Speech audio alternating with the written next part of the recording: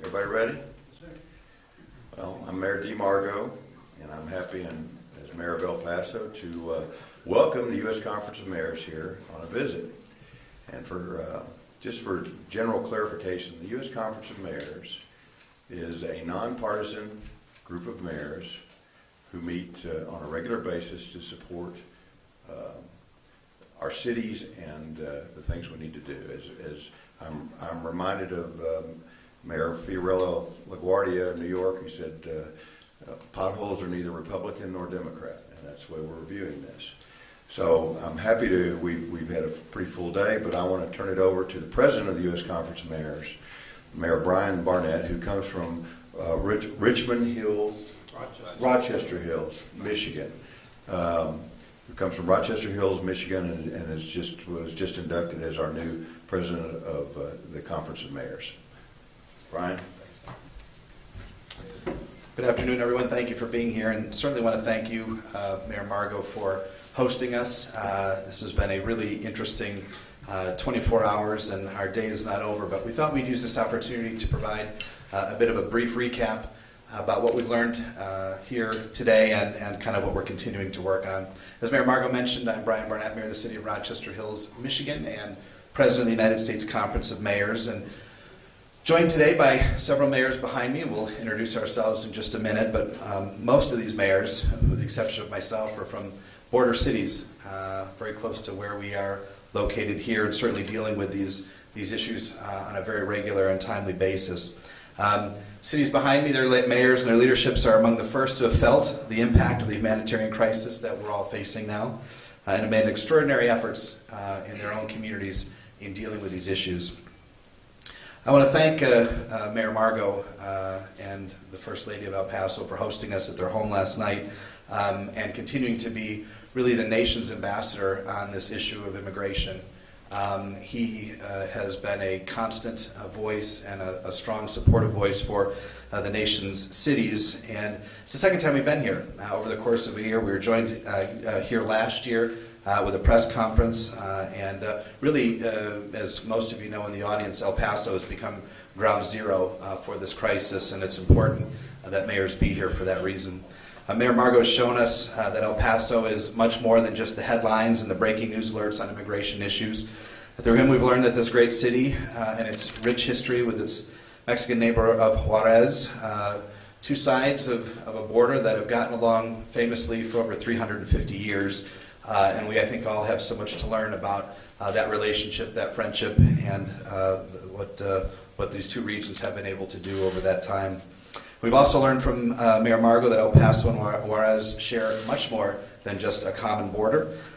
We've learned about the economic development, the trade, the jobs, and really the family connections that know no borders between these two communities. So we thank Mayor Margo for his leadership and his invitation to be here today. At this point, I'm just going to turn around and ask the mayors to introduce themselves from where they're standing and the city they represent, and we'll continue on. Mayor Doug Nichols from the city of Yuma, Arizona. Tim Keller, Albuquerque, New Mexico. Ken Miyagishima, Las Cruces, New Mexico. John Giles, Mesa, Arizona. Jose Segarra, Killeen, Texas. And I'm Tom Cochran, the CEO of the U.S. Conference of Mayors located in Washington, D.C. We thank Tom and his staff for putting this delegation together and giving us the opportunity to spend a few minutes with you today. So as I mentioned earlier, we had a full and productive day even thus far. We toured the Bridge of the Americas and saw the cargo, passenger, and pedestrian processing operations at that location. We also toured the U.S. Border Patrol El Paso station, and then held what I thought was the most productive part of our day, a roundtable discussion with the Acting Secretary of Homeland Security, Kevin McAlealan.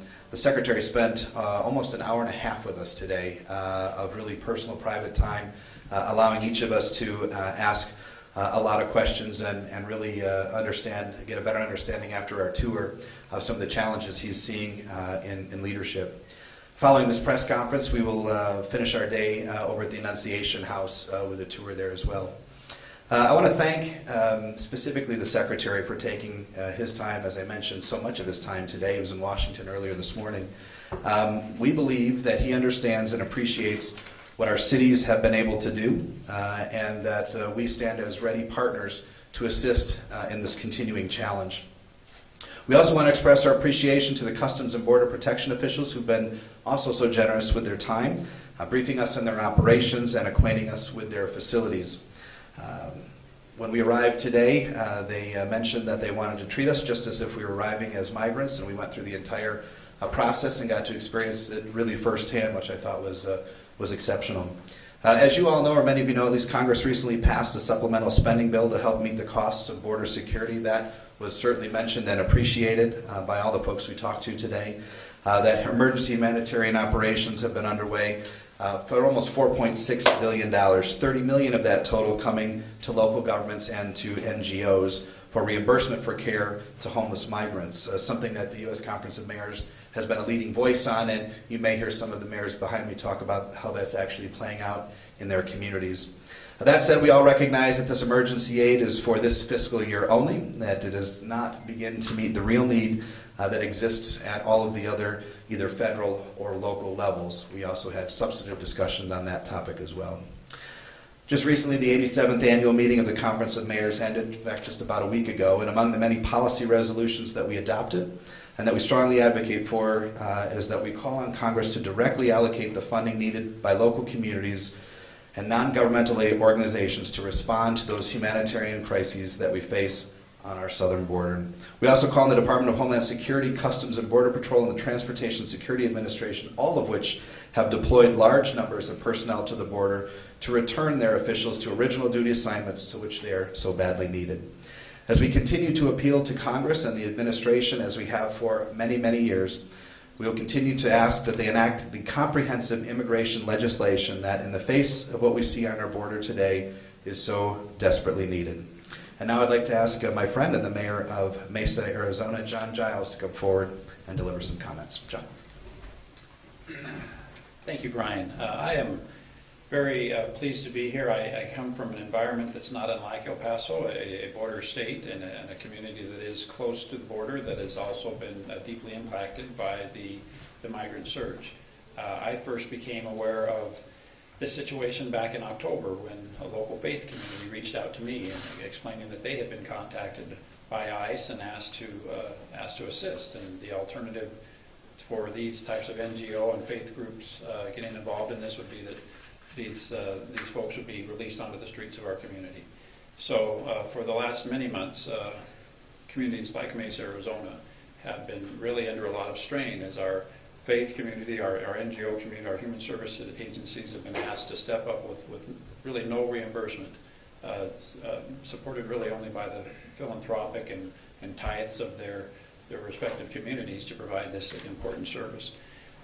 So this was a great opportunity for me to talk to the Secretary, to advocate on behalf of those NGOs, and to explain to him that we appreciate the supplemental funding that Congress has approved. In fact, we were actively, the mayors here were all actively involved in lobbying our congressional delegations to see the supplemental funding take place.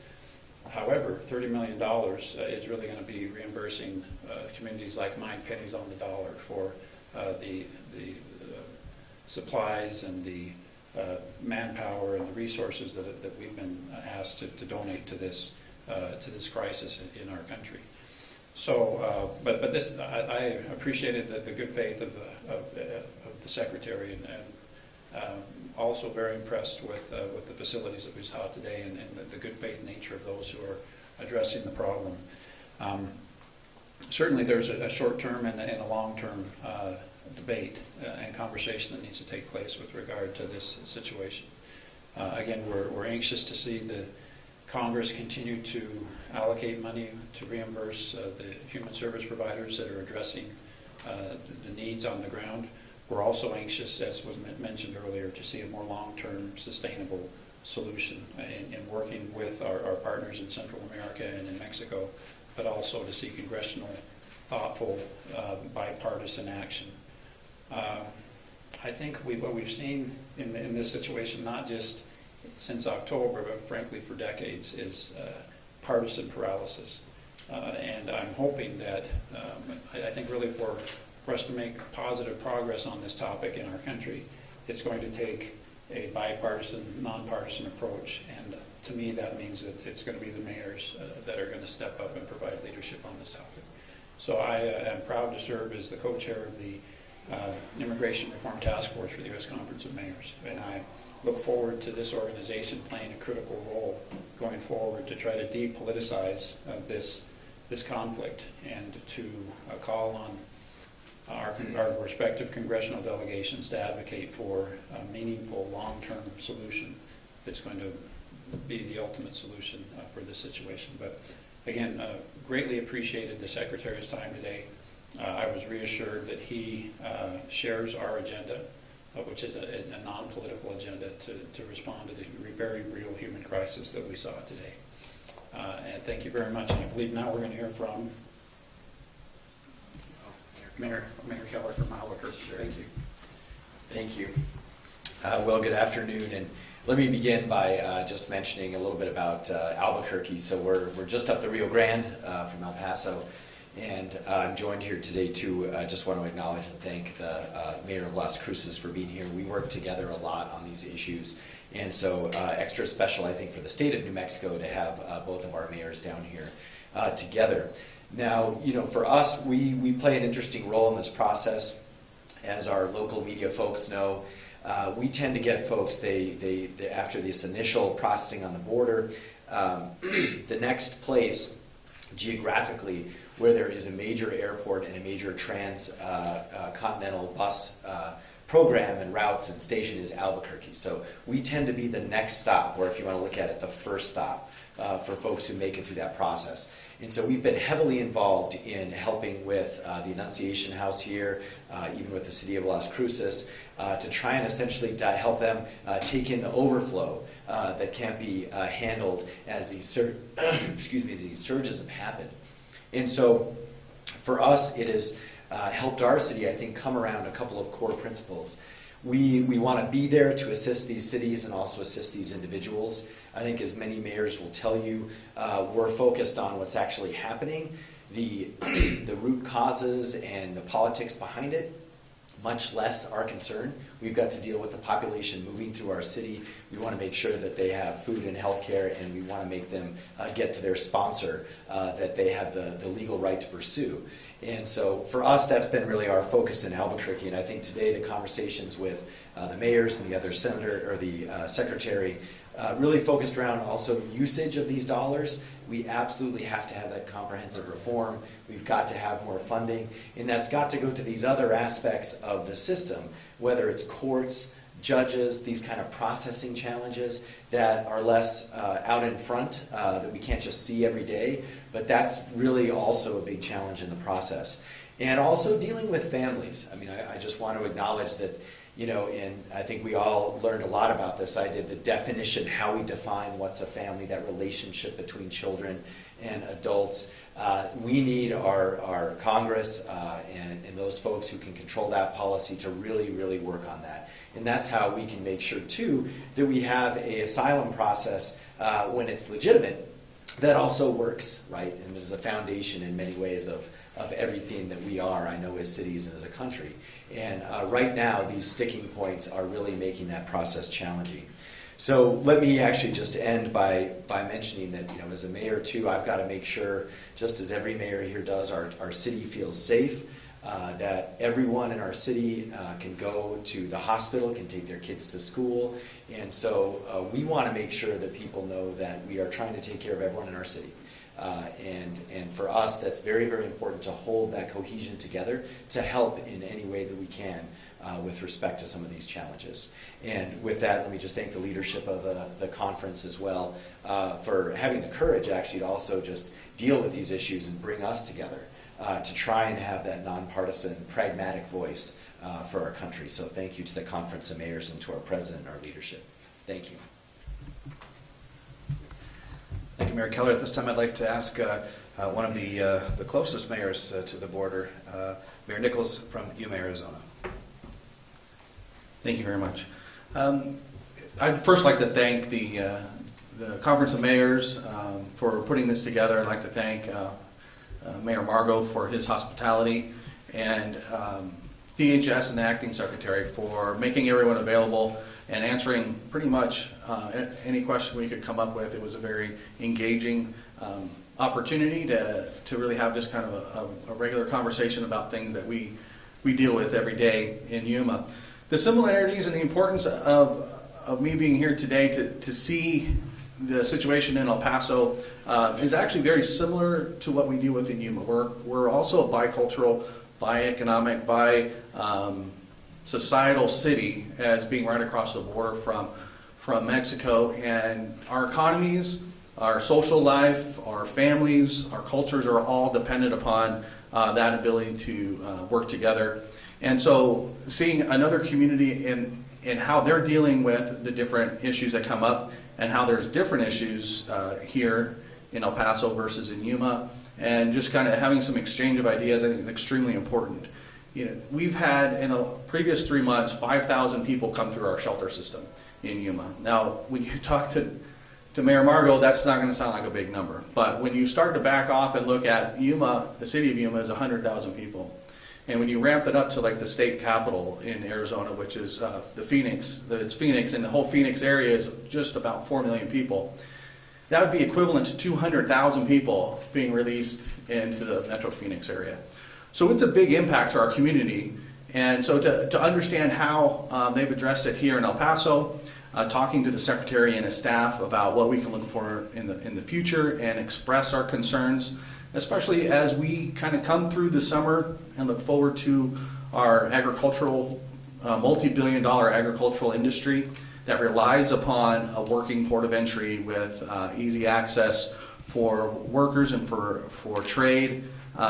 And if there's redistribution of customs officials from the border, which slows down and inhibits that process, it'll have a dramatic impact on our community. So we're being able to put those concerns out early. This was a great venue to do that, and be able to really have a regular conversation with this acting secretary, and as a group really look for different opportunities and come together. And I look forward to working with the Conference of Mayors on addressing this immigration issue for a permanent, long-term solution through Congress. And I think it's going to be one of those things that will be a generational type of change that will benefit everybody in the long term.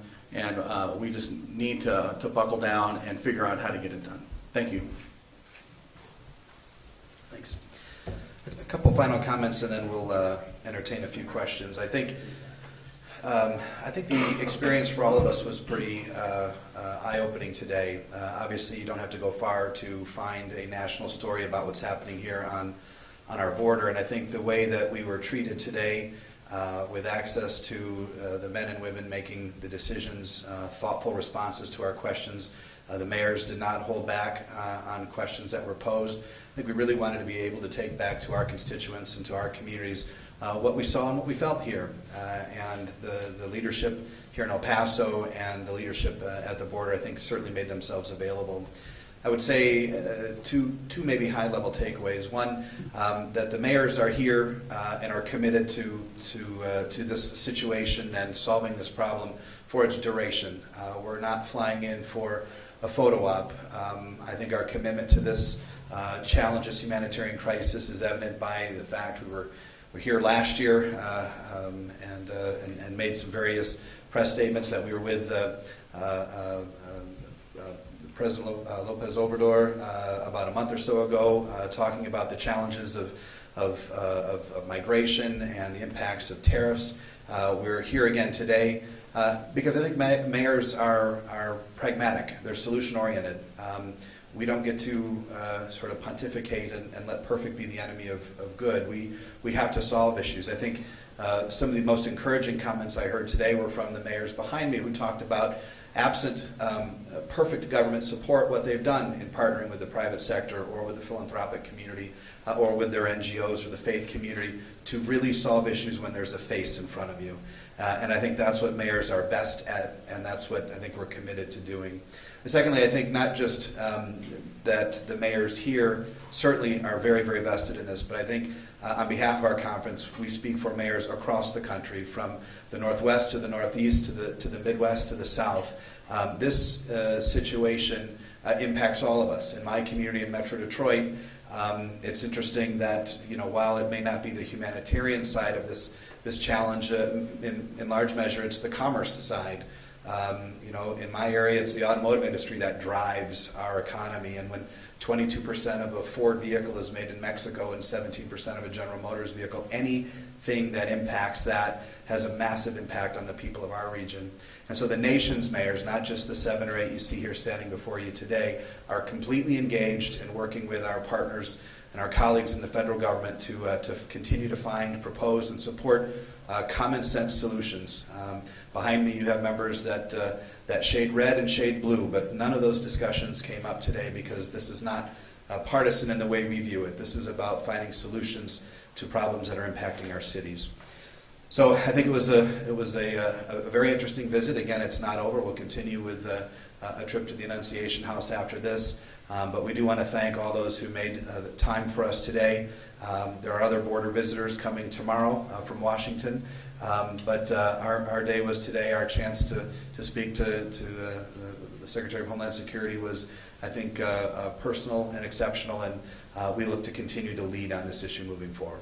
So at this time, I'll take a few questions. Yes. Did the Secretary share with you how and where unaccompanied migrant children are being treated and sheltered now? As we walked through the facility, as I mentioned, we departed our bus and were treated exactly, they said, as a family would be coming over. So the first area that we saw was the area where medical treatment is given, where folks are determined if they're medically capable of moving forward or whether they need medical assistance. We then went to the area where they're processed. Of course, we didn't speak to anyone, but we sat and saw folks at computers as families came through. We then went and saw every part of the facility, at least in El Paso, from where the laundry's done to where the showers are given. And we really focused our attention on the El Paso facility. Obviously, most of you know that there's been a significant decline over the last several weeks. So many times there are comments to us where, had you seen this in May, it would look different than it does today. But our experience and our questions and our focus was mainly on the El Paso facility that we toured today. Other questions?